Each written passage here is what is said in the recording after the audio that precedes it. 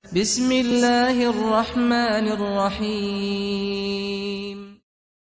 بسم الله الرحمن الرحيم. السلام عليكم ورحمة الله وبركاته. الحمد لله رب العالمين الذي أرسل رسوله بالهدى ودين الحق رحمة للعالمين. أشهد أن لا إله إلا الله ولي الصالحين وأشهد أن محمدا عبده ورسوله وصفيه الأمين. اللهم صل وسلم على عبدك الكريم ورسولك العظيم سيدنا محمد وعلى آله وصحبه أجمعين. أما بعد. Bapak-bapak dan ibu-ibu, hadirin wal hadirat ibadallah rahimakumullah.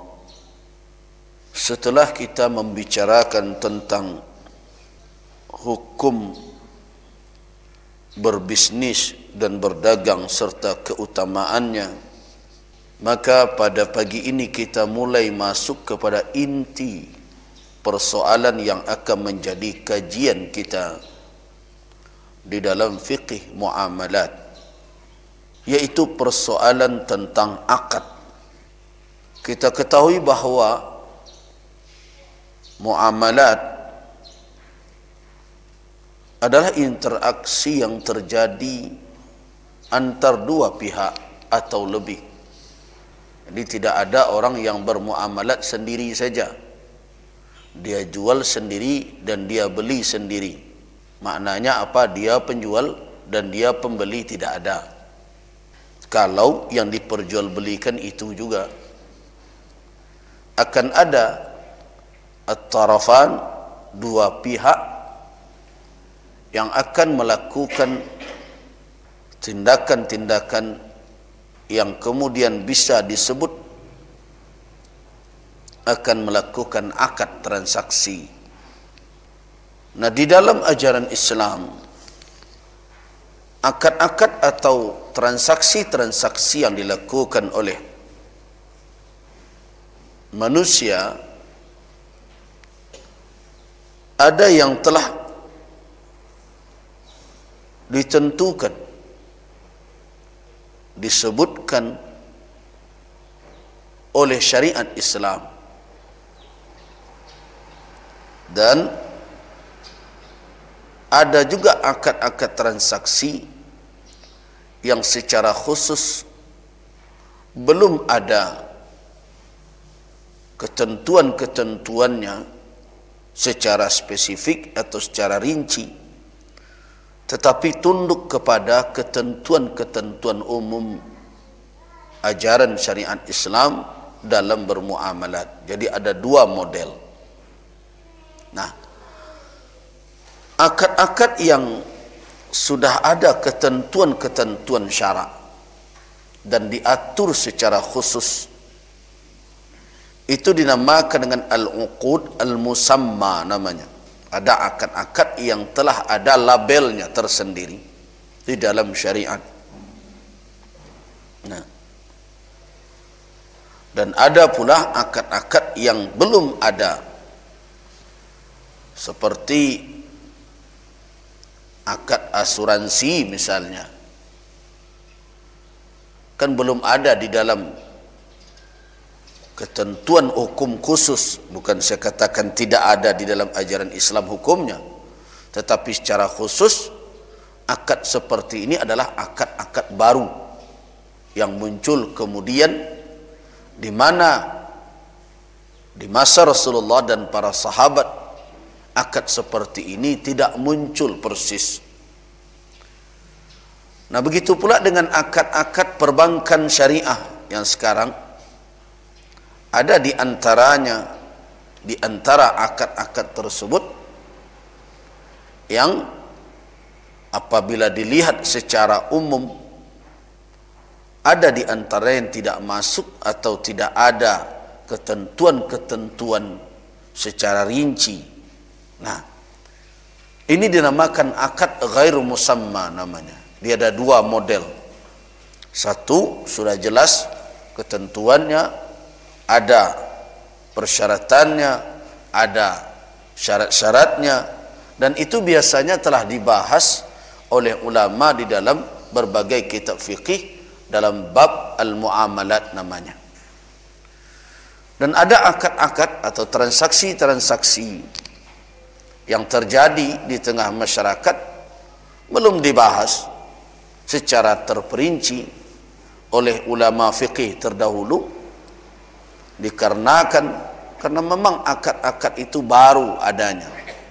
Karena itu kalau kita mau mencari apa hukum asuransi menurut kalangan a'immah, imam-imam yang 4, kita tidak akan menemukan secara khusus. Nah, sekarang ada lagi namanya BPJS dan berbagai macam, yang semua itu tidak ada ketentuan-ketentuan khususnya, tetapi bukan berarti tidak ada hukumnya. Maka ulama akan berijtihad, melakukan kajian dan menentukan apa hukum dari transaksi yang baru tersebut. Nah, sekarang kita akan melihat mana akad-akad yang selama ini muncul di dalam nusus, di dalam teks-teks syariat, dan ada petunjuk-petunjuk khususnya baik rukun maupun syaratnya, dan telah dibahas oleh para ulama di dalam berbagai kitab fikih. Ada 4 kategori atau 4 macamnya akad tersebut. Yang pertama adalah akad yang akan berdampak nanti kepada kepemilikan ain atau zat, yaitu yang masuk kategori yang seperti ini adalah jual beli. Itu ain, zatnya yang kita miliki. Jual beli adalah akan berdampak kepada berpindahnya hak milik. Itu adalah dampak dari jual beli. Nah, kalau ada syarat-syarat nanti yang membatasi ini, berarti akad itu tidak benar. Ada jual beli tapi tidak berkuasa orang si pembeli atas barang tersebut, melainkan hanya sebagian saja atau manfaat. Itu tidak jual beli namanya. Makanya sekarang banyak orang mengatakan, nih saya jual tanah ini kepada kamu, tapi kamu tidak boleh menjual-jualnya. Boleh itu.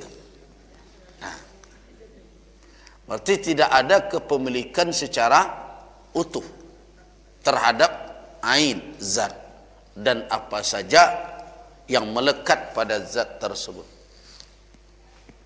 Nah, ini adalah bentuk akad yang telah ada ketentuannya dan disebutkan oleh nas, dan para ulama telah membahas, telah mengkajinya, dan ini dinamakan termasuk kategori akad yang telah ada penyebutannya, disebutkan dan dijelaskan di dalam aturan syariat secara khusus. Yang kedua adalah al-muqayadah. Muqayadah itu adalah barter bahasa kita, yaitu tukar menukar barang. Nah, ini terjadi ketika awalnya di saat orang belum lagi mengenal uang. Dulu ada orang tua kita nyokapai membeli lado ke pasar, tapi nan diangkutnya ndak piti, tapi kerambi kelapa. Nah, jadinya tukarlah kelapa 3 buah, jual lado setengah kilo. Itu muqayadah, barter. Itu juga berdampak terjadinya perpindahan hak milik. barang yang diberikan oleh satu pihak ke pihak yang lain berpindah menjadi milik. Kemudian berikutnya adalah al-hibah. Hibah, pemberian, itu juga akad. Jadi kalau dihibahkan sesuatu oleh orang kepada kita dan kita tidak menerima, tidak bisa. Itu menjadi hak milik kita. Jadi perlu ada dua sisi. Berbeda dengan warisan. Warisan tidak perlu akadnya. Jadi tidak perlu lo orang tua dan wariskan kawaang tawah sekian piring, tidak ada. Warisan tidak akad. Warisan itu adalah perpindahan kepemilikan harta secara ijbar, secara paksa oleh Allah. Makna secara paksa tidak menuntut keredaan pemilik yang pertama. Karena itu tidak dituntut keredaan almarhum dahulu ketika hidup. Walaupun dia tidak reda, mungkin dia berang kadiknya, dek kerana mungkin kok melawan berbagai macam, tidak redanya harta pusakonya, warisannya diambil di adiknya. Tapi kalau memang di dalam hukum kewarisan adik tadi mendapat, misalnya ketika yang meninggal itu tidak punya anak laki-laki yang bisa menghijab, tapi kalau ada anak laki-laki saudara tidak mendapat, dan itu harus diterima itu. Kini kan banyak loh kadang-kadang mamak punya harta pusaka rendah, hasil pencariannya jubininya indak dari kaumnya nyebaun nyo mendapat, berusaha dianugerahkan oleh Allah rezeki sebagai harta pencarian. Tu tiba kemenakan basi kencak lo meminta jatah banyak pusaka mamak ambo. Kalau dipaso model itu mambil nan haram. Jadi jangan dipason juga aberang lo kadang ibu nan pedusi ketika ndak diagian anak awak dek mamaknya dek kakak awak na laki-laki. Aberang lo tu kesumandan awak. Yo tamaknya. Nyokam ben sado rato kakak den tentu yo memang tak ada hak awak di situ. Kau orang Minang acok kurang sadar dalam masalah itu, karena nyo sangko iko masih rato pusako tinggi jo, kecuali kalau kakak awak na laki-laki itu dulu membawa rato dari kaum awak tu boleh tu baliklah pokoknya tu balik. Oh kok sawah, baliklah sawah tu balik. Tapi kalau penghasilan sawah tu ndak wak punya oleh tu rato pencariannya tu. Oh tabali deknya rumah je itu, tabali tanah je itu. Ada anak laki-lakinya. Awak nan dus anaknya nan pedusi jangan anak awak nan kemenakannya. Awak saja nan dus anaknya kanduang. Kalau kecil ramina ndak banduk bagai tu. Itu tu. Nah, kanduang. Ale ada hak awak. Berang lah awak ke semandan awak tu. Kok kamen atau kakak dan sadonyo. Tentu yo anaknya yang berhak. Nyo sebagai istri berhak. Dan berhak dalam hal itu cuma orang tua saja. Orang tua tidak boleh surang Allah. Ya sudah, berarti harta diambil oleh istrinya yang tinggal dan dihabisi oleh anak-anaknya karena ada anak laki-laki yang menghijab awak. Tidak bisa awak menjangkau. Apalagi kemenakannya anak awak pula. Jam berang lo ke sumandan awak. Awak kadang orang lah meninggal, awak lo nak bercakap nan hidup. Tak usah awak berang, memang yo haknya. Halal dia. Kalau awak pasu ambil tanpa redanya, malah menjadi haram. Yo ambo susah, itu lain lo kajinya tu. Nyo kayo. Tak dapat ambo setiap Allah tu lain lo kajinya tu. Kalau nak meminta kecil seminta setiap, tapi kan tak rancak nak meminta-minta tu. Nah, jadi kadang-kadang lupa kita. Jadi ini tidak perlu, perpindahan kewarisan tidak masuk kategori akad. Sebab tidak perlu kabul, tak perlu persetujuan orang nan akan menerima. Berbeda dengan jual beli, berbeda dengan hibah, berbeda dengan muqayadah barter. Itu tergantung persetujuan kedua belah pihak, antaradin, ada keredaan satu sama lain. Kalau indak kecek nak menerima, ndak jadi dia tu. Ambo jual barang ko paan, ndak dan ndak nak yo do, ndak jadi dia tu. Tapi kalau seandainya warisan, ndak do dituntut, aku wariskan kepadamu, ndak do, dan ndak dituntut pula menerima atau ndak menerima, dan itulah menjadi miliknya. Kalau nyo ndak nak ketuju, boleh nyo berikan kembali, ada lo akad balik. Biarlah ambo lai barasaki, adik payah kecek kakak nang gadang, adialah diambil saya dia adik abajaleh-jaleh, terjadi hibah bako balik ko dalam bentuk hibah. Alah aku perlu nak jam bercakap-cakap kemudian hari abuan sureknya harta yang menjadi jatah ambo waris sebagai warisan dari orang tua, dengan ini saya nama ini menghibahkan kepada adik saya nama ini. Jalan mana? Sehingga anak awak nan tua tadi indak bercakap nanti jo saudaranya, jo sepupunya.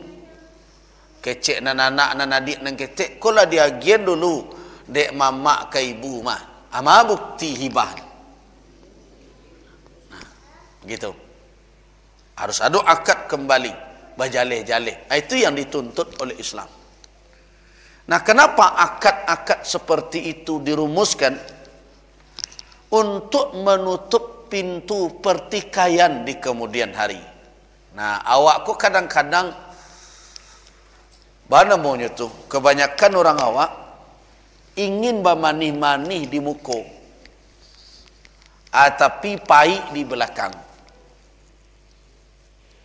Contoh, seperti ada orang hutang piutang, nak nama menulihan. Padahal di dalam Islam disunnahkan untuk menuliskan. Malah sunnah muakkadah dalam pandangan ulama. So, kenapa? Kalau terus transaksi itu berjalan, kok yo lai samo menjago saja kedua belah pihak nan berhutang piutang tadi. Atau samo ado. Ndak baat. Bagaimana kalau tiba segodaan yang satu berkhianat diingkarinya? Anang ke dipaci. Atau tiba kondisi salah satu pihak menghadap Allah, meninggal. Nah, ketika nak meninggal itu nak punya hutang, datang orang yang memberikan piutang, nyoba hutang kamu. Dan ahli waris tidak tahu dah. Tentunya tuntut. Ma buktinya pak. Bahkan membuktian. Dulu kecek saja tu dia ambil EBT. Nah, ajan salahkan pula ahli waris beko. Kalau begitu kami tidak bisa menyelesaikan dah. Batu. Yo kalau kami selesaikan, satu orang mengaku beko apa kami punya hutang. Tu ke kami bayar sadonya kecil. Nah, itu gunanya ada catat mencatat. Tapi kadang antara awak acok lo tersinggung tu. Ndak seti Allahnya bantu orang lain wak dia nyo tulian peloh. Kan itu. Padahal Islam mengajarkan itu demi kemaslahatan awak. Supaya bajaleh-jaleh. Nah, kalau dua orang yang berakad nilai sama balik ke Al-Quran, dia tak ada ketersinggung. So, itu menjalankan tuntunan Allah. Idza tadayantum bidainin ila ajalin musamma faktubu.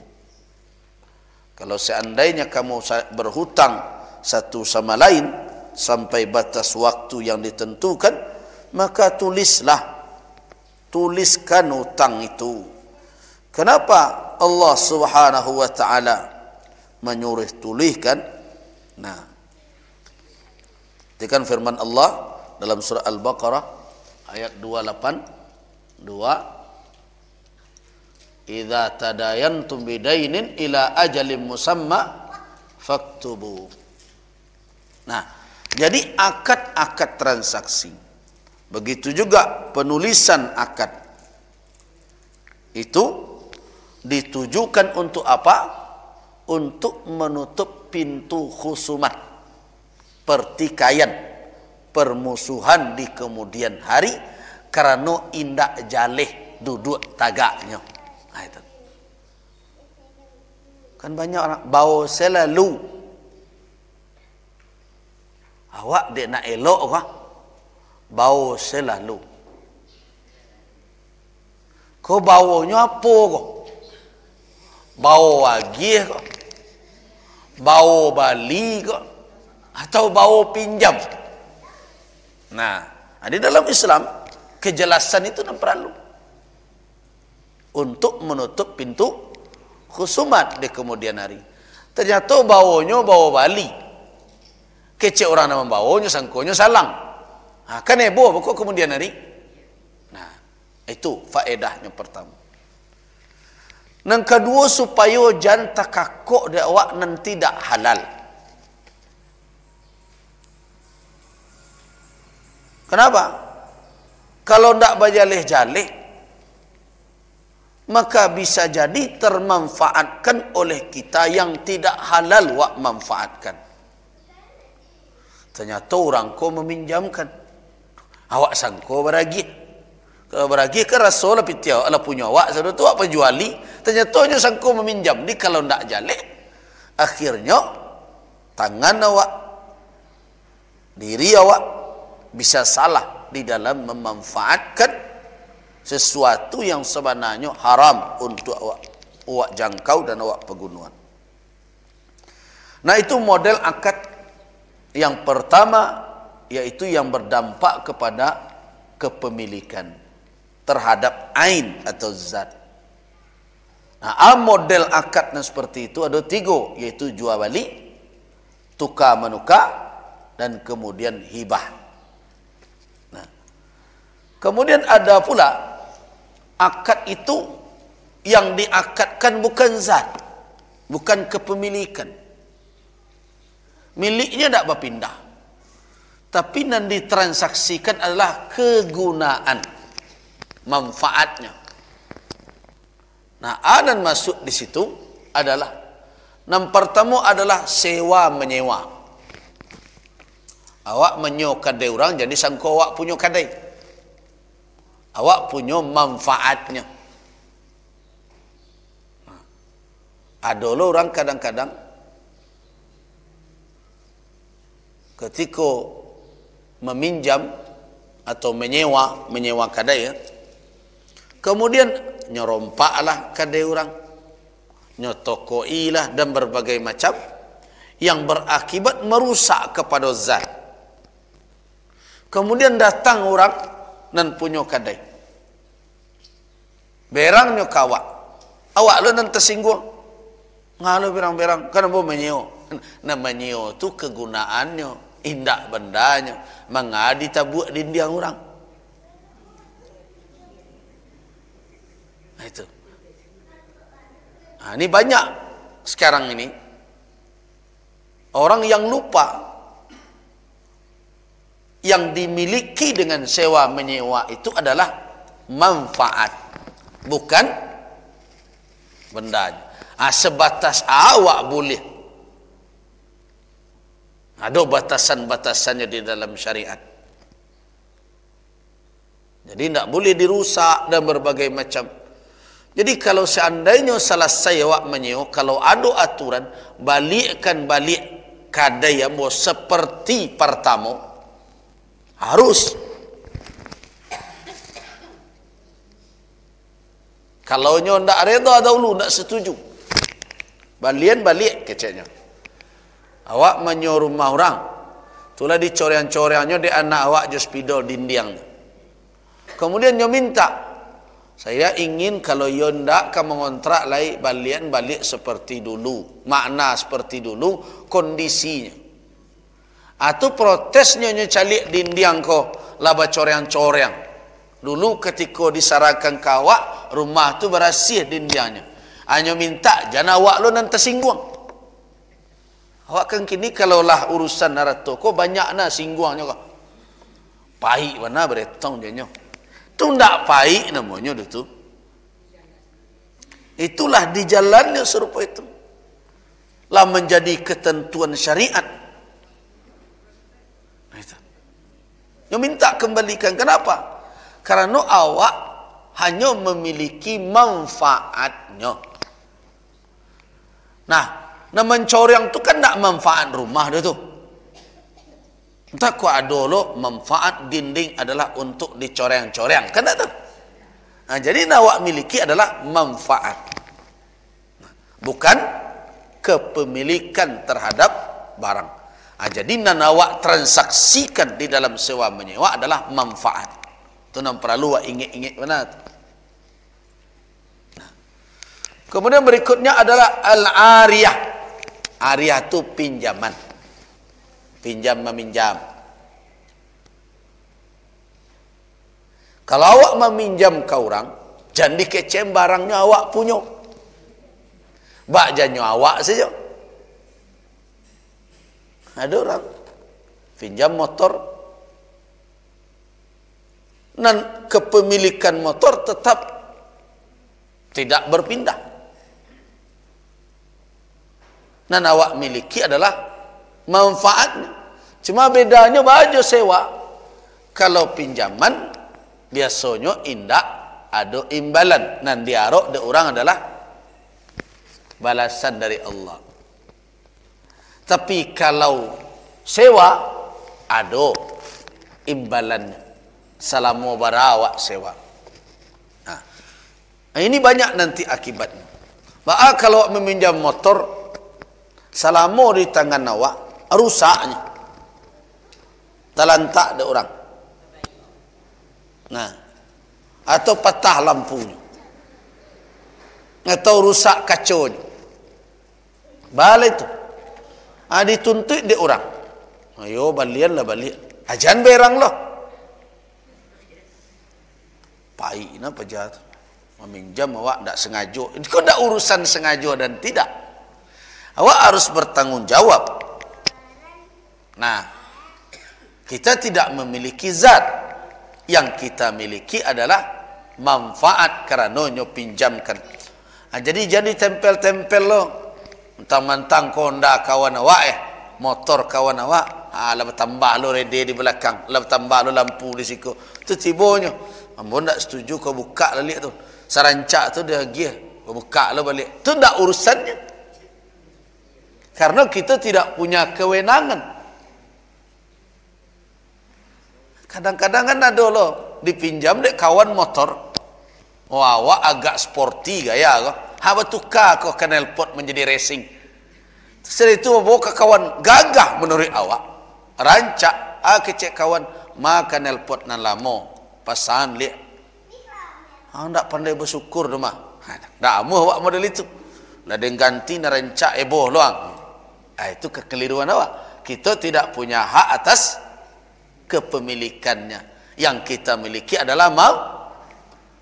Aku acuk. Kalau lain mengerti kok, hilang banyak rasa tersinggung di dalam bertransaksi.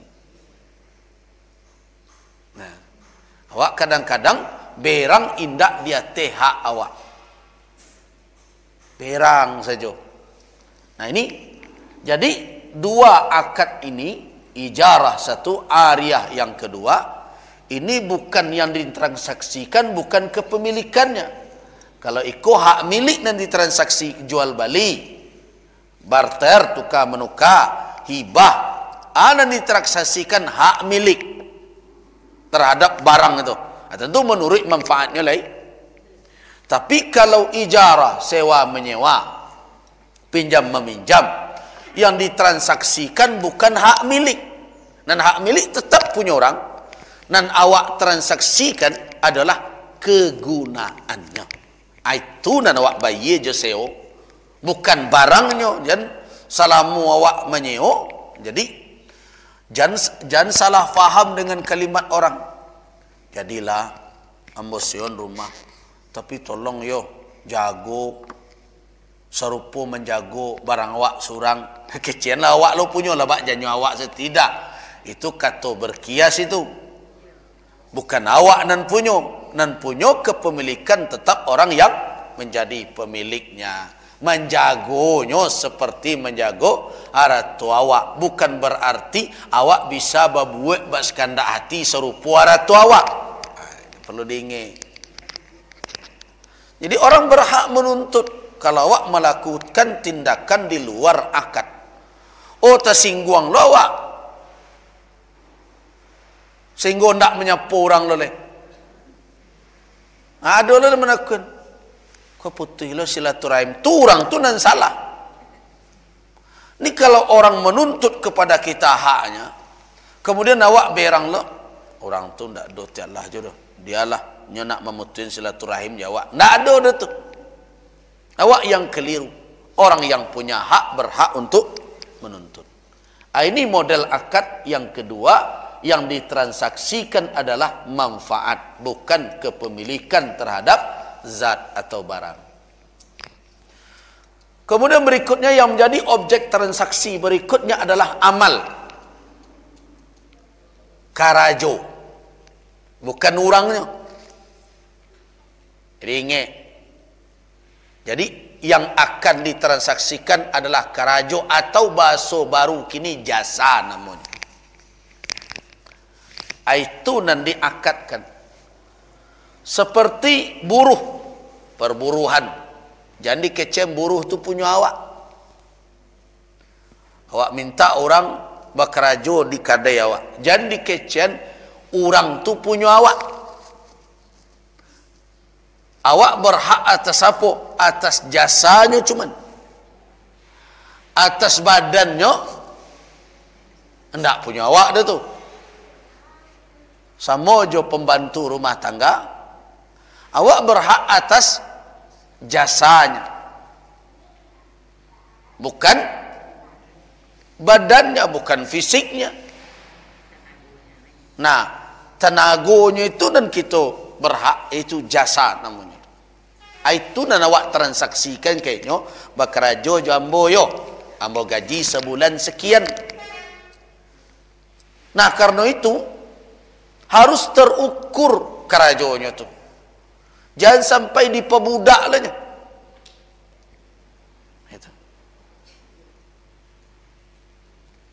Kita berhak atas amalnya, atas kerjanya. Karena itu nawak transaksian. Berbeda je budak lama. Kalau budak dahulu memang kepemilikan, karena itu di Bali. Yo. Nah, karenanya barang hak milik boleh dipangan saja dek tuannya, asal tidak melanggar ketentuan Allah.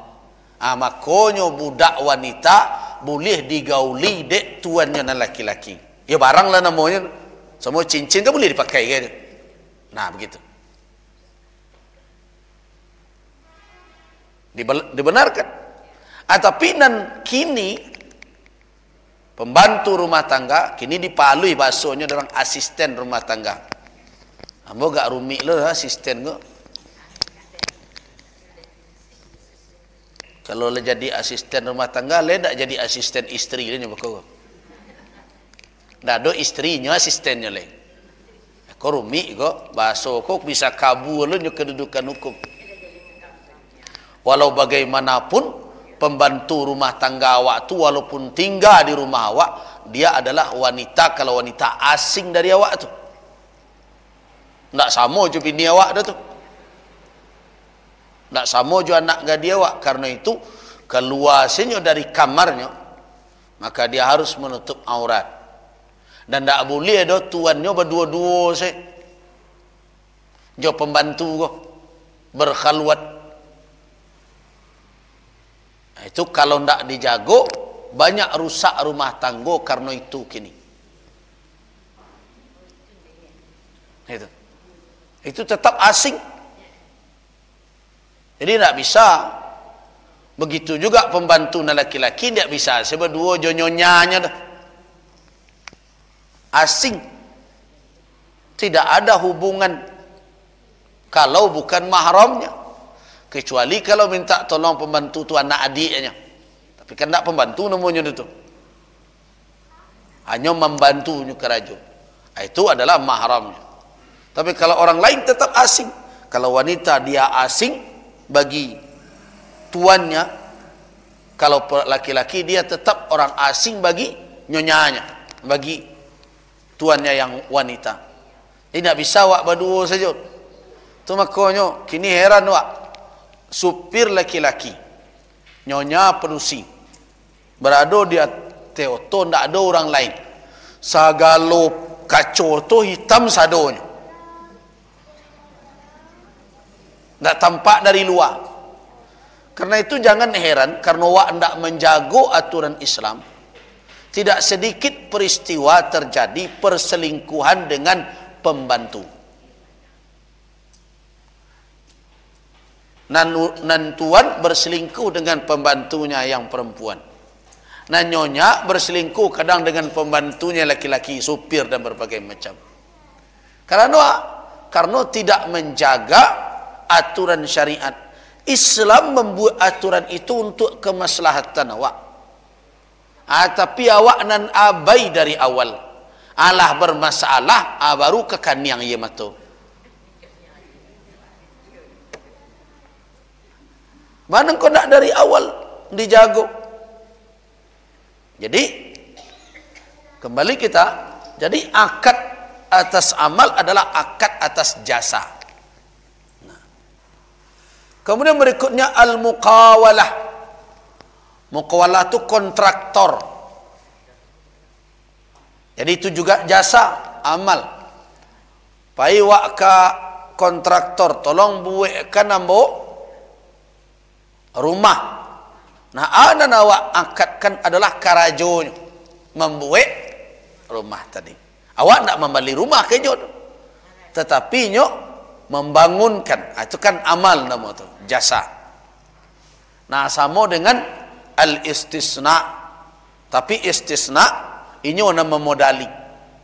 Tapi kalau kau ndak, al-muqawalah tu modal dari awak barang-barang, bahan-bahan, tapi dia bekerja membuatkan. Banyak awak kini membuat rumah, awak cari tukang. Tolong buatkan ambo modelnya, al-muqawalah. Kemudian berikut al-wakalah, perwakilan.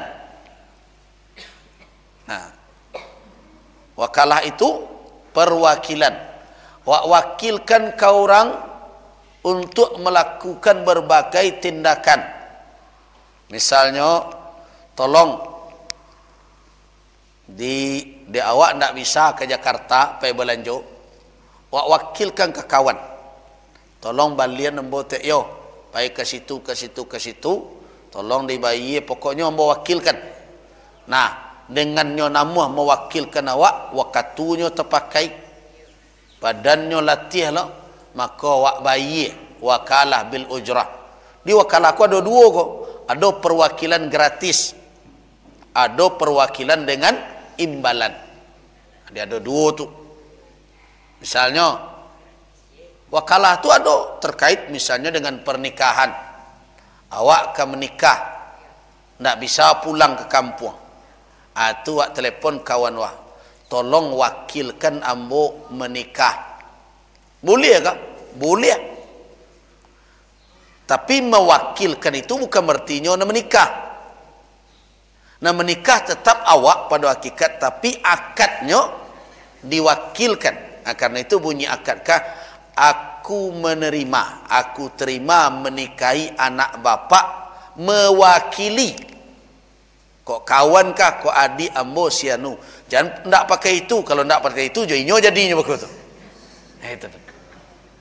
Tapi itu mewakili hanya akadnya saja. Tidak sampai kena lain-lain dah. Itu. Bekonya wakil lo ke dalam kamar tu tak boleh dah tu. Itu. Jadi mewakilkan akad. Itu boleh. Dua model, bisa mewakilkan dengan tanpa imbalan, Tapi ada orang dan mewakil itu dengan jasa. Contoh, awak mewakilkan ke orang untuk mengurus pembayaran pajak awak. Awak nak punya waktu. Tapi dengan catatan nyo ndak main sogok-sogokan di situ tu lain lo kajinya tu. Nah, terlepas dari itu awak mewakilkan, tapi orang itu memang nyurus berdasarkan prosedur, bukannya main sogok suwok sogok kida. Kemudian atas perwakilannya tadi, kalau dibolehkan diwakilkan, dia mengurus, dia minta jasa. Itu wakalah namanya. Nah, begitu juga di dalam transaksi perbankan, ada pula wakalah. Contoh, bapak dan ibu-ibu pergi ke bank syariah. Kemudian, ke Ambo kan membeli motor keceknya. Tua kecek orang bank syariah jadi, Pak. Pergilah Bali. Piawak nak membeli kenyo. Piawak lo disuruh membelinya. Sebelum wak painya suruh menekan cie. Kok kalau nalurui kok perbankan syariahnya. Ada kadang-kadang nak main potong kompasnya dulu. Nah, tetapi kalau yang benar biasanya pailah Bali Pak. Tapi kok Pak tekan dulu. Ada surat namanya wakalah. Nah, berarti awak ambil piti atau dia agennya piti, wak pai balik apakah beko tunai atau kredit lo wak balik di situ atau dipanja saja dulu.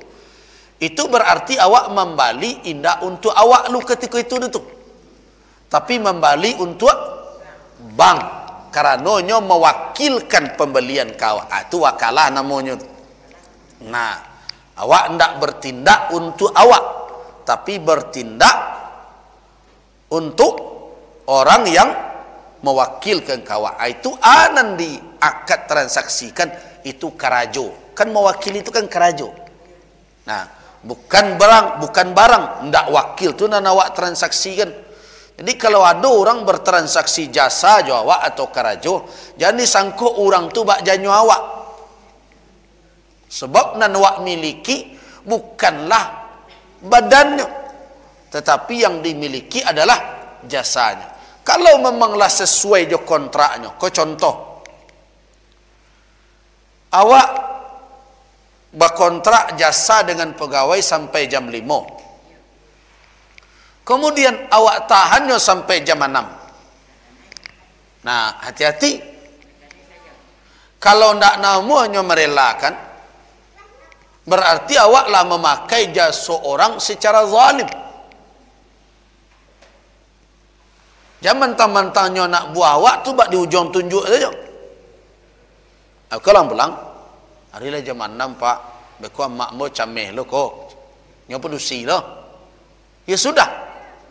Kalau awak cuma assalamualaikum kontrak dengan inyo atau di dalam perjanjian awak itu sampai jam 5 dan sejam itu ndak ada hak awak. Ala namanya menolong, bertahan lo sampai malam le. Hati-hati. Nah, jadi harus ada kejelasan. Itu makanya ada kadang lembur berbagai macam harus berjale-jale. Kalau nyo harian dari jam bara sampai jam bara. Sebaliknya juga begitu. Bagi orang yang memiliki jasa, yang menawarkan jasa, harus betul-betul pula komitmen. Itu nan harus wak penuhi aufu bil uqud. Penuhi ketentuan akad tersebut. Jadi jangan awak melanggar. Kalau awak melanggar, akibatnya adalah kita mengambil hak orang dengan cara yang tidak benar. Ini kata Allah Subhanahu wa taala dalam surah Al-Maidah. Kan? Ya ayyuhalladzina amanu aufu bil uqud. Penuhi kontrak nan Allah kita buat. Kini banyak orang tak komitmen. Lah banyak sesudah terjadi akad, atunya cari-cari baka merubahnya kudian. Hati-hati. Nyo kato dahulu tu kato batapati tu. Ndak diatur beko di dalam akad, baru bisa dicari solusinya. Terjadi misalnya, ternyata ndak ada ketentuan di dalam akad kontrak awak. Mari kita beritahu balik. Tapi kalaulah ada ketentuannya di situ, tepati itu. Baik yang menjadi penawar jasa, pekerja, pegawai, ataupun yang mempergunakan jasa bos untuk samang ala kanamon. Aufu bil uqud. Kalau awak berjanji jo untuk samang awak atau jo bos awak atau orang yang memiliki jasa awak jam 8 tiba, tu tiba awak jam 9. Ingat. Berarti itulah korupsi namanya tu. Jadi pegawai banyak situ tu. Pegawai kau kan sebagian ada nan kalau tiba dia lah lambek. Kalau pulang dia lah capek. Nah itu. Padahal antara dia dengan pemerintah atau dengan orang yang menyewa jasanya itu ada kontrak berdasarkan peraturan yang ada. Kalau ambo cerita, ada orang bertanya, "Banang kok Buya mengundurkan diri dari pegawai negeri?" Karena ada ketentuan baru. Salah satu yang membuat memundur adalah ketentuan baru, di samping ada kezaliman dan rekayasa dari luar. Tapi ada ketentuan baru, dosen itu harus masuk tiap hari. Masuk pagi, pukul 8, keluar pukul setengah 4, pukul 4. Atau pukul 3. Tidak bisa. Kalau itu berarti tahalang tugas sambonan utama untuk membina umat. Tatu mau kata kurung di dalam kampus dari pukul 8 sampai pukul 4 petang. Kalau dulu tidak. Kalau dulu dosen itu berkewajiban hanya datang ketika jadwal tatap muka.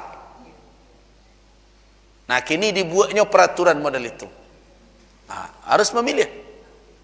Kalau ambo taruhkan juga dengan cara main tekan-tekan absen, ambo berduto. Kini kan banyak mereka tu. Pagi tiba, sorongkan empu tangan. Cereng-cereng. Ada. Tu payah melala ke mana-mana. Tu sore datang lo balik. Cucu empu tangan. Print pinjer namanya tu. Print pinjer itu. Nah, anak antara itu payah ke mana-mana. Ndak jalih ado padok. Padahal kontraknya adalah awak harus melakukan tugas-tugas selama waktu itu. Jadi ketika mau pikir-pikir, kalau awak lo nak bisa jadi contoh di orang, awak mengecek je panjangnya di muka umat. Kaji awak surang nama makan awak. Dia lah berhenti saja. Itulah. Tapi sampai kini alun dijawab dah. Alun dikabulkan. Antabalah wallahu alam. Nah, jadi harus ada komitmen, kontrak. Itu nan akad namanya. Penuhilah akad itu. Penuhi sesuai dengan kontrak tersebut. Ini kalau awak misalnya menjadi distributor. Nah, mantakan ekspedisi misalnya. Kan itu jasa yang ditawarkan. Barang orang awak bawa dari Surabaya misalnya ke Padang. Bawa model akadnya. Kalau akadnya tu sampai di tempat, jangan ditinggal dengan jalan. Penuhi akad. Begitu. Nah, jadi ada akad itu yang terkait dengan jasa. Kemudian berikutnya yang menjadi objek transaksi cik lain adalah jaminan. Jaminan itu kan pertanggungan. Itu nanti transaksian, tanggung jawab. Nah, berarti bukan barang nanti transaksian, tetapi adalah tanggung jawab risiko. Contohnya di antaranya adalah gadai. Jadi kalau orang menggadai, jangan disangka sawah dan digadai itu punya awak. Dan ditransaksikan jaminan atas barang itu. Kalau utang ambo nak dibayar, barang tu jadi pembayarnya. Itu. Jadi hak milik indak berpindah dah. Itu makanya jangan kelamak dia awak saya mentang-mentang orang menggadai sawahnya awak saya membuat. Lah bila awak punya? Itu kerja awak banyak tu. Nah itu. Jadi kalau ndak awak punya bila awak berhak atas hasilnya. Tapi awak mau utangkan ke orang. Utang tu konyo kuah manfaat tanpa ada imbalan. Tapi awak minta separuh sawahnya. Itu beduto namanya tu. Kau mau utang atau bisnis. Kalau mampu utangkan kau orang dalam makna tanpa ada sewa, qarat namanya. Qardun itu berarti kita hanya mengharapkan pahala dari Allah, tidak mengharapkan imbalan dari orang nan meminjam. Itu qardun hasan. Tidak persis dengan aria. Kalau aria itu dipinjamkan tapi ada pengembalian. Nah, jadi kalau demikian adanya, berarti barang yang dijadikan sebagai jaminan hanya jaminan nanado itu. Jadi hak penjaminan, bukan barangnya dapat pindah hak milik. Nah karena itu kita memutuskan ketika muzakarah bahwa harta yang dijaminkan dijadikan sebagai rahan jaminan yang kita sebut gadai, anggunan, tidak boleh dimanfaatkan oleh orang yang punya uang.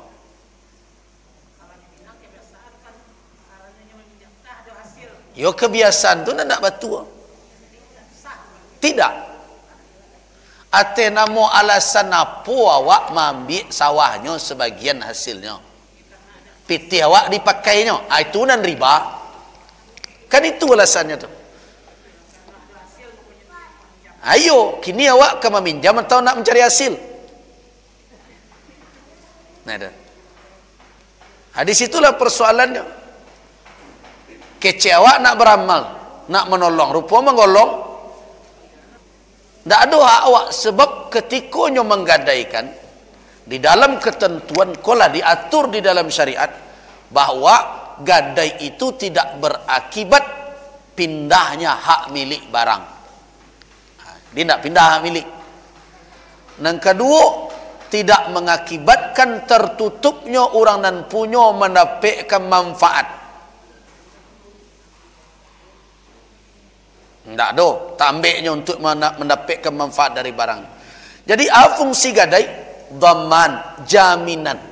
Kalau tak bisanya penuhi janjinya, kontraknya, maka baranglah nan akan menjadi pembayarnya.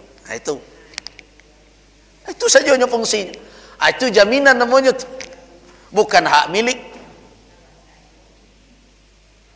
Nah, jadi ansulah dirubah-rubah tu. Tapi kalau seandainya bertahan juga, samalah kerja waktu dengan meminjam piti ke orang 10 balik moleh. Itu. Sama. Pakai tu. Bolah. Tu baku minta. Ianya lamanya paciknya. Kan itu alasannya tu. Adik kerana lamanya pacik kau. Tambah balik kamu. Itu kanan riba jahiliyah. Oh ya jale.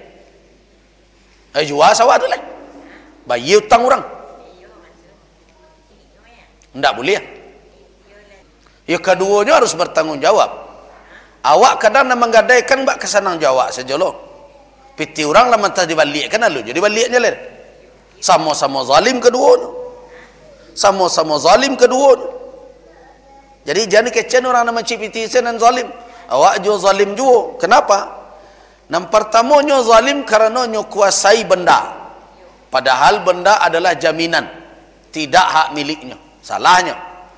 Kemudian yang kedua, ada orang yang menggadai nan zalim. Bahawa itu lah tiba masuknya piti orang dibalik kan, awak berkelah-kelah alun ada lah dan sebagainya, kadigelek sawah awak ndak amuh akan meniayu awak namanya tu. Jadi ada dua di siko kekeliruan. Nyo ndak pakai kok dah. Ayo, nyo ndak inyo lo mesti membeli dah. Awak nan harus menjual. Yo, yun kan tak harus inyo membeli doh. Kalau ndak inyo membeli, kena lain jual. Itu jadi kekeliruan itu kedua belah pihak. Jangan orang senang salah. Awak kalau lah mengaji ratu kan orang salah kok. Kalau mau mencari dua kesalahan. Yang pertama ketika awal salah orang nan memegang gadai banang kok dikuasai. Jadi ungkai jo kaji itu lain. Nah, nyo jan kalau awak ka mengaji, jan disuruh ustaz ko membanang keraju awak dengan kecek ustaz. Nah, kau ndak ambo ndak salah orang dan salah ndak ambo tu. Jadi harus adil. Nah itu. Kalau nyo kuasai itu salah orang nan membagikan piutang kawak. Nah, akinilah baralamu nyo. Lah 30 tahun. Awak nyaman selo. Ayo tu nyaman selo awak. Awak salah lo, terlibat lo awak. Yo itu kalau nyo ndak boleh nyo salah. Kini kesiakan ditawarkan. Pai kini datang ke situ, jangan nyaman saja. Manyo sawah ambo balian piti sinan. Nah, ambo jual balilah, ndak mau membeli, cari nan lain. Jangan jadi lo alasan. Nyo ndak mau membeli, awak lo salah le do. Tentu yo. Jadi jangan salah orang saja. Nah, jadi kini keduanya harus menyelesaikan. Kalaulah tiba orang punya piti meminta kawak pitinya, jangan basi gali membayar hutang. Ndak ada dan bawa pabayi, ndak ada ko gunanya jaminan. Aku dak balilah. Ndak ada mau piti pembali, carian kanan lain. Jadi nyolo disuruh mencarian, tu bertambah lo kerja orang. Sudah piti orang dipakai dah. Waktu nyolo disuruh pergi menjual sawah awak. Kan awak lo salah jadinya tu. Nah, jadi awak nak menggari karena awak disuruh membayar. Nah, siapa disuruh? Orang meminta utang dan disuruh atau orang membayar utang? Awak nan disuruh membayar utang. Nah, karena itu awak nak bertanggung jawab. Ndak namanya membeli sawah awak cari yang ke orang lain. Nah, abalilah kuah kecengkenyo ala orang nak membeli. Kalau ndak namanya melepeh, hanya nan zalim. Nah, jadi kau bisa terlibat kedua belah pihak dalam hal itu. Jadi karena itu sejak kini kalau lay takui alhamdulillah pelo ilalai nan pagang gadai waktu sebab gadaian tidak berakibat berpindahnya sebab tidak barang nan diakatkan tapi jaminan barang itu ada jaminan dengan barang. Jadi inyo na menjamin kalau indak sabaye dia mau tang bawa akuah ambo gadaikan makna ambo gadaian iko kapambayinya. Nah, kalau balabih barang ko aragonyo dari utang namunyo menauri ambo bali baras baju aseko aku utang ambo pambayi ko aku sisonyo ambil selesai masalah. Kalau ndak namunyo ya ndak bisa ambo doh ambo ndak nak perlu tanah kini don awak yang bertanggung jawab mencarikan orang nan namuh membali. Jadi jangan orang yo carianlah santiang menawak tu sudah awak berhutang orang dia pergi kerajaan untuk mencarian orang nan penjual nan kan membali tanawak. Jadi kini pai turui orang tu kecian ambo kambo bayi lai hutang ambo dan ambo ka mencarian orang nan kan membali sawah. Kalau indak namuah nyo membali. Kalau namunya membali dengan arago nan awak tetapkan rencak. Tapi kalau tidak segera carikan lunasi hutang tu kemudian sawah ditarik.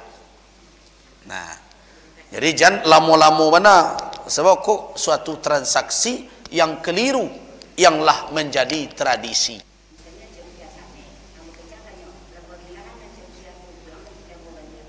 Yang jalih salamu arato tu masih wak manfaatkan itu menjadi masukan yang tidak halal. Yang tidak tersangkui sama aja orang. Ndak amuh orang tapi wak makannya. Apakah itu menjadi halal karena ndak amuhnya? Karena itu biarkan. Dan tetap harus disampaikannya. Kalau indak dibawa ko kepada nenek mamaknya dan berbagai macam. Ambo indak lai. Ambillah sawah ko, jual balik piti ambo. Tapi kalau inyo ndak amuh, awak sanang lo ndak amuhnya awak makan dia daripada itu.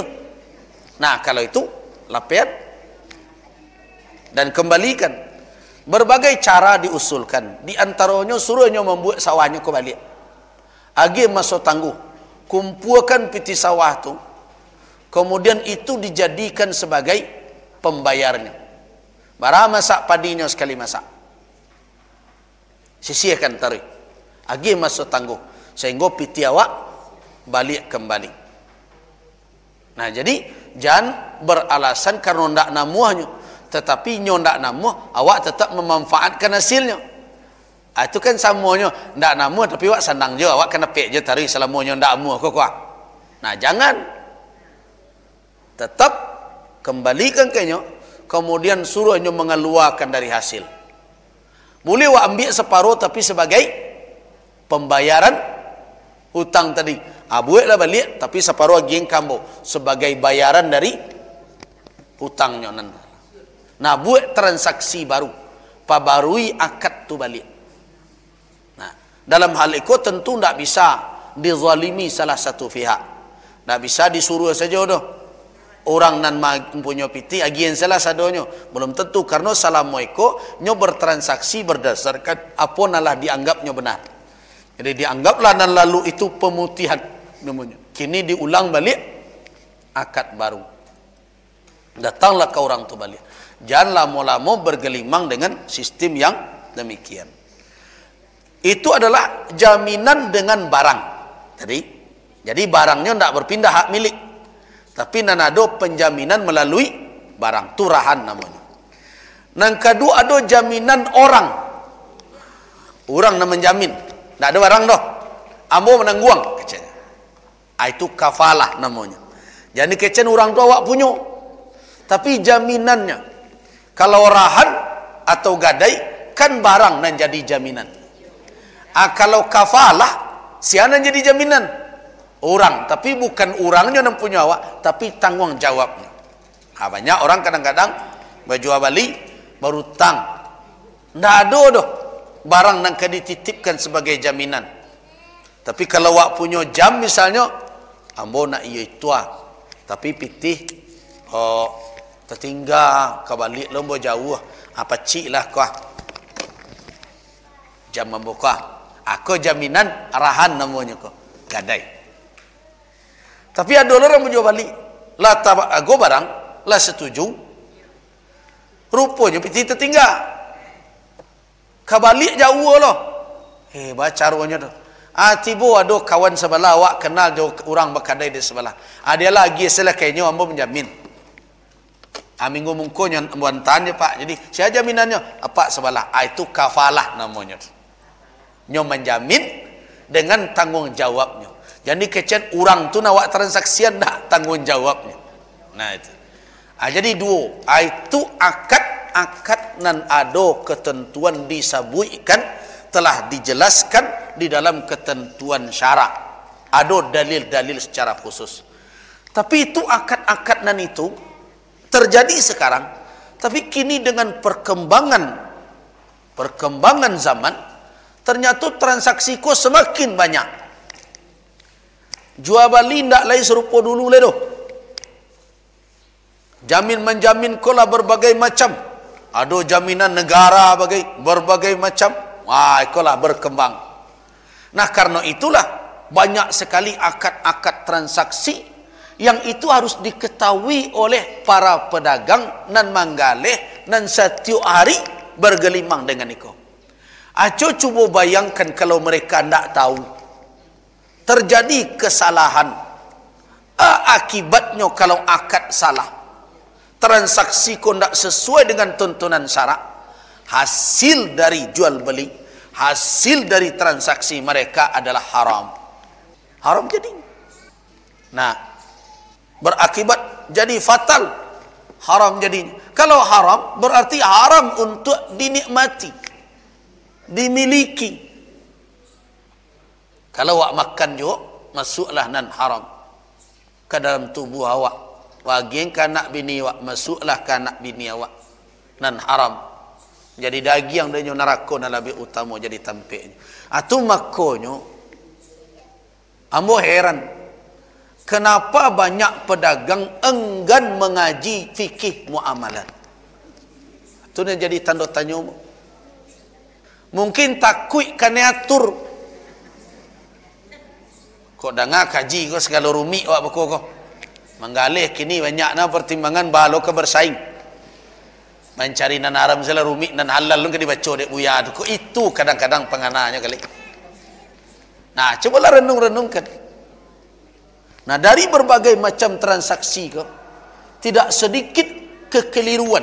Kalau dikaji berko kau sadonyo akan banyak berko. Syarat-syarat nan dibuat nan bertolak belakang dengan syarat.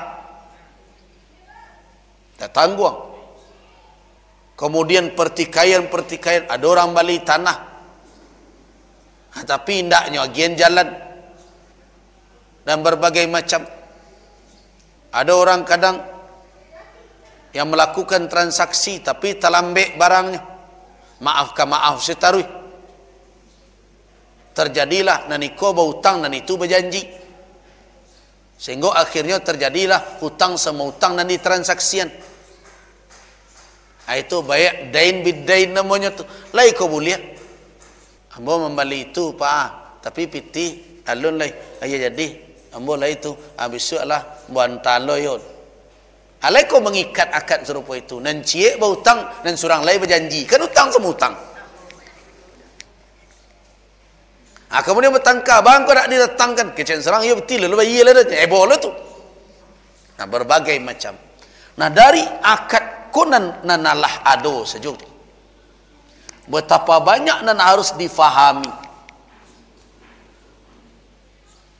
Apalagi muqayadah ko terjadi kini. Walaupun tak bentuk karambi bertukar lado.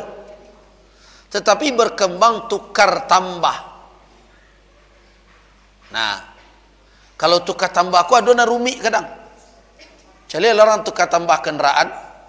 Kalau lah ditanyong ke orang nama gale, kalau tukar tambah, nan barang awak buru sesadonya. Ada yang jual sejauh nak rancak. Nya calik, oi kau catnya lagak pudar ke pak cenya. Dia calik, mesin lagak lain lah bunyinya mana. Atau dia cuba stek, remnya ndak begitu pakam kau lah tipis, sado sesalah. Pada orang beramanah kawak. Nalai ko halal caronan seperti itu. Nah ini contoh-contohnya. Tiba di barangnya rancak sesadonya kok. Supaya pokoknya ndak pernah tukar ko nan menerima. Nan ada tukar tambah. Kan ndak ada dah bertukar menerima wak jarang terjadi. Sarancaan barang awak kok buruknya nenyo podo paling minimal. Pokoknya menjujui itu. Nah, bagaimana menentukan mematut atau mematok harga? Makanya di dalam Islam perlu dikaji kembali. Karena tidak sedikit transaksi-transaksi. Apalagi nanti terjadi pertikaian kemudian hari. Orang membeli barang grosir. Tak pernah nyo preso. Ternyata di tengahnya tersuo selendang di balinya skodi. Ternyata di tengahnya bersuo dan cabai. Nyo bali yang kawak balik. Kecian. Oh tak ada barang tak bisa ditukar. Apa caranya? Laiko terpenuhi khiyarnya. Laiko terpenuhi syarat-syaratnya. Yang dimaksud dengan khiyar aib dan berbagai macam sampai berapa lama orang boleh membalikkan. Tapi tidak sedikit pula pembeli dan nakal. Pacah dia inyo balik ke orang yang menjual. Tidak sedikit pula orang yang orang yang membeli yang tidak tahu aturan. Celiklah yang terjadi di berbagai toko dan swalayan. Pecah berarti membeli. Kok pecah tak sengaja, Pak? Apa berartinya harus membeli? Kalau pecah berarti mengganti mungkin. Tapi kalau membeli, di mana duduknya tu? Memangnya ada orang pergi ke kedai memecah-mecah barang orang aja? Tidak ada. Nah, bagaimana ni statusnya? Nah, jadi ini baru dari uqud al-musamma. Akad-akad yang telah dikenal, telah ada ketentuan-ketentuan syar'inya secara spesifik. Telah dibahas oleh ulama-ulama terdahulu. Nah, ada uqud ghairul musamma. Akad yang tidak ada tasmiyahnya, belum ada penamaannya di dalam syarak. Nah, ini banyak ini. Akad-akad kini muncul namanya di perbankan syariah itu namanya IMBT.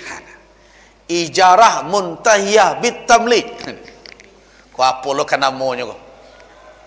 Dahulu orang gaya awak lai ijarah tahu. Tapi nan ijarah muntahiyah bitamlik kau lain lo bunyinya. Tak siu menyiu saja dah. Ujungnya berpunya rupanya. Kau akad-akad modelnya baru harus dikaji pula. Di mana harus dikaji? Lain tak kau melanggar terhadap ketentuan-ketentuan umum. Banyak kini model-model. Karena itu kalau dibawa buku fikih, buku pekah kecil orang awak, dibawa ke bank, kemudian dipreso akad bank tu. Sakit kepala orang nak membaca fikih. Tak nanti sesuai cik Allah je, tak tersuai. Okey, itu akad itulah berkembang. Tidak lagi persis seperti nan dinamakan dek fuqaha lama yang terambil dari nas syariat. Kecik awak, keciknya bank ko tapi bank bagi hasil. Tiba awak nak membayar hutang, nyusitanya barang awak. Apa lu caranya kok? Nah, banyak orang nyosangko, mereka mengira bahwa yang terjadi di perbankan, akad-akad modern kini itu seperti yang diketahuinya di dalam fikih lama. Anda tersuai kadang akad-akad baru itu yang dinamakan dengan akad ghairul musamma. Tidak dinamakan dahulu oleh para ulama oleh nas secara spesifik, tetapi bukan berartinya otomatis haram. Tidak tersuainya di dalam fikih awak. Harus dinilai dahulu dengan kaedah-kaedah umum syariat. Begitu juga dengan pandangan-pandangan akad, mana lebih dakik. Oh, iko sebenarnya modelnya berubah. Iko masih sewanan lama ko. Oh, iko sebenarnya gabungan antara sewa dengan hibah. Berbagai macam. Jadi harus kaedah-kaedah umum lain tak terlanggar deknya tak. Kemudian ada tak akad-akad nalah banamo nan samo je iko. Iko karajo ulama. Dan tak nama itu hanya dengan mendengar sebentar tanpa meneliti. Nah, inilah pengantar akad. Dan bapak-bapak dan ibu-ibu, apalagi yang berbisnis, yang berdagang, perlu mengetahui sangat supaya kita terhindar yang pertama dari khusumat, dari pertikaian di kemudian hari setelah transaksi terjadi. Yang kedua adalah agar kita jangan terambil atau terjangkau yang tidak dihalalkan oleh Allah Subhanahu wa taala untuk kita pergunakan. Ikut tentu bukan hanya orang nak menjual saja nak meraja.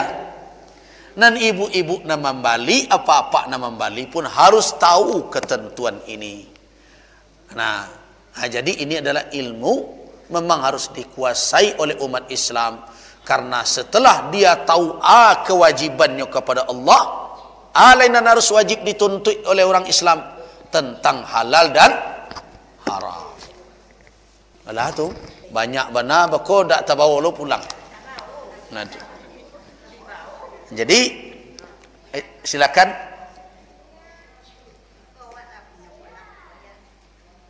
Nan paraknya parak tadi kok. Aku. Kau parak wa.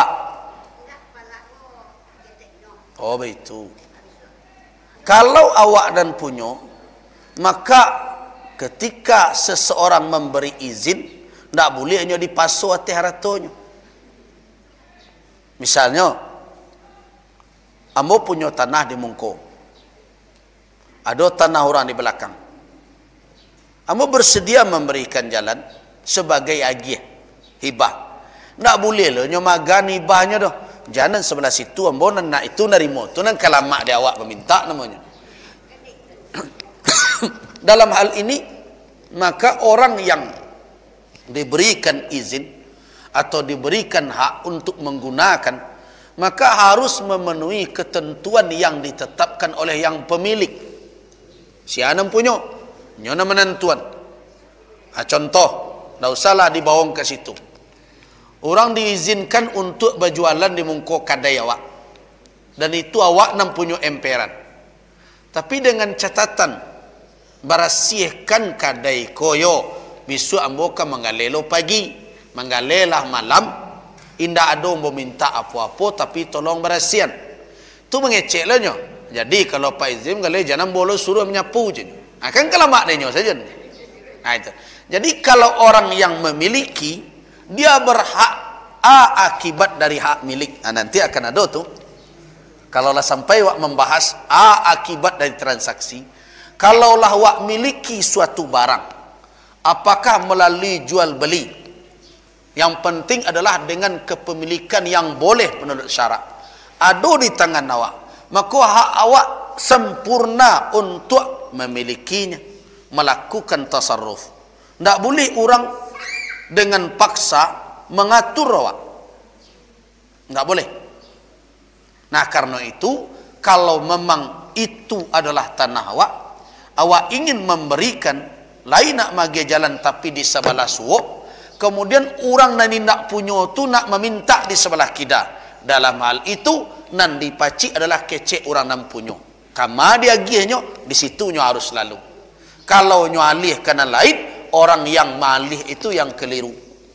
Nah, jadi karena itu kalau sempat ikut dibicarakan di tingkat naik kepada qada peradilan, pasti itu selama itu adalah hak miliknya dan dia yang berhak untuk menentukan di mana jalan yang akan dipakai, maka itulah yang akan diikuti.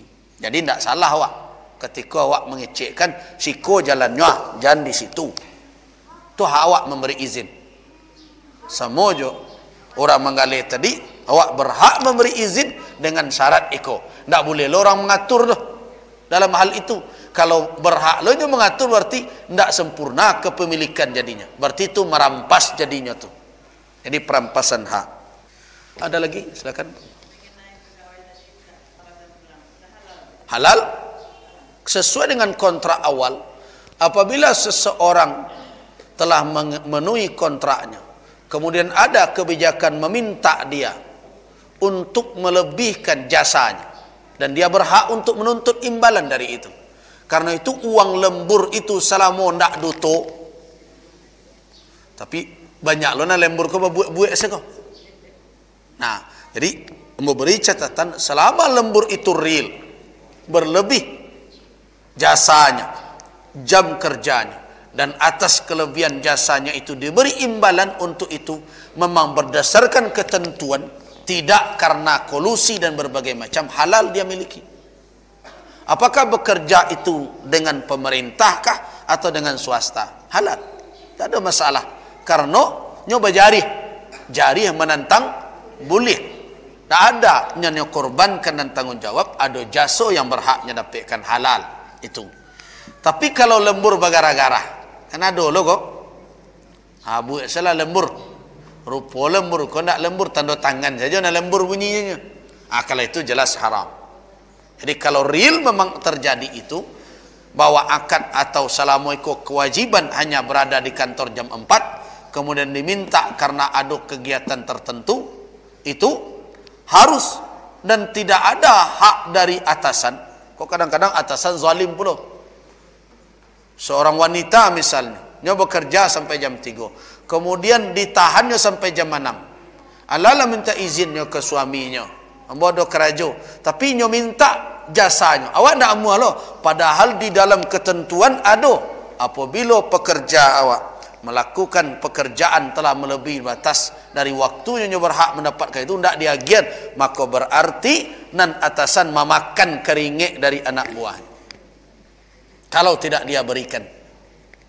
Nah, atau ada sebagian nan lembur itu anak buah, nan induk samang lah pulang lah bagalu jo anaknya, tapi dalam tanda tangan induk samang tapi dapat lo lemburnya kok haram hukumnya.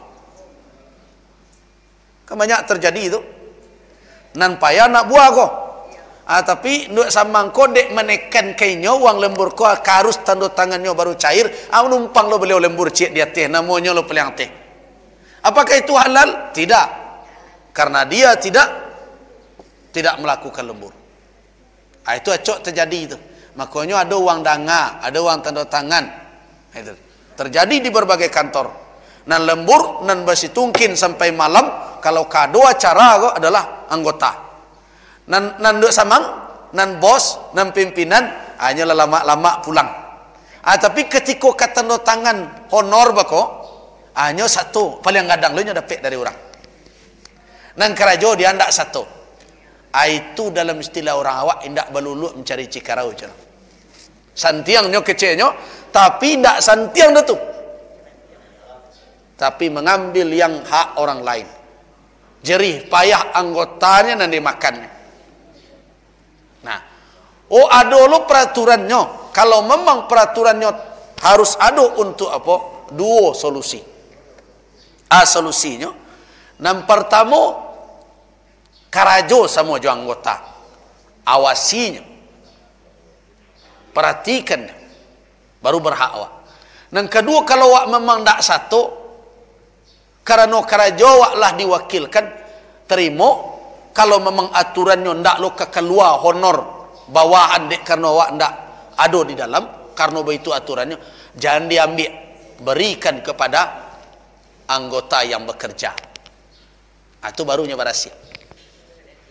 Itu. Kalau tidak, ndak seketik kini atasan memakan jerih payah dari bawahannya. Jadi lembur-lembur seperti itu harus real, betul-betul benar-benar ada pekerjaan yang berhak dia atas pekerjaan itu menerima imbalan. Allah alam. Silakan. Yang disewa adalah manfaat. Apabila ada pemanfaatan yang tidak mungkin untuk digunakan disebabkan ada kerusakan yang telah ada, bukan karena awak namanya yang rusak, tapi memang alaminya lah rusak atau benar, maka siapakah nan punya barang nan bertanggung jawab? Nan awak kan pemilik, ndak awak yang pemilik adalah nan punya rumah. Karena itu boleh saja untuk meringankannya, seo nang kamungko kalau ambo pelokkan ba'a, ya silakan, itu akad berikutnya. Tetapi tidak ada kewajiban bagi ambo ka menyorumah lo batok lai, tu berkewajiban lo matoknya dulu, tu ndak rumah nama sewa namanya tu. Nah, itulah satu membuat rumah namanya tu. Nah, jadi yang punya hak milik dia yang bertanggung jawab, kecuali kalau awak melakukan tindakan perusakan, itu wajib mengganti. Seperti tadi, awak akan meninggalkan rumah kau selama kalau awak kontrak 2 tahun, lah habis coreng-coreng di anak awak, jangan balasan mengalom boka pu anak ketek kan diperhitungkan banah, ndak amuhnya anak ketek. Alasan itu tidak menutup. Nyo minta kembalikan rumahmu balik, pelok serupa dulu diuni, balik. Selama ndak ada. Kalau nan alami tentu serupa baru tu ndak bisa. Tapi yang merusak harus kembali diperbaiki oleh orang yang tinggal. Itu ya tanggung jawab awak. Tapi kalau nyo rusak secara alami, misalnya tangga dindingnya ndak ada dia entam gede awak. Ya sudah, siapa yang bertanggung jawab memperbaiki itu adalah yang punya rumah. Bagaimana kalau dibuat transaksi misalnya sewa ke depan dijadikan untuk pemelok itu, silakan. Kalau nya setuju, kalau enggak keceknya. Nah, biarlah mau melok, ya silakan. Sebab itu tanggung jawab orang yang karena terkait dengan zat dari yang disewakan. Baik. Baik, kita cukupkan. Waffaqanallahu wa iyyakum lima yuhibbu wa yarda. Wabillahi taufiq wal hidayah. Wassalamualaikum warahmatullahi wabarakatuh.